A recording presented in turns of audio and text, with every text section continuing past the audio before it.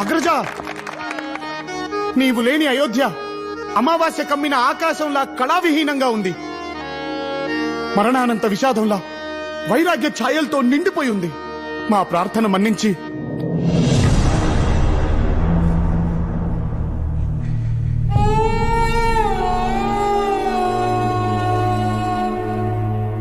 వచ్చేయ్ అన్నయ్య, మళ్ళీ నీతో కలిసి ఉండాలనుంది.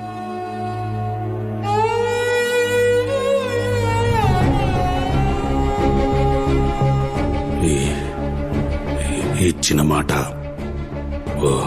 వదిలిన బాణం ఈ రాముడు వెనక్కి తీసుకోడు భరత.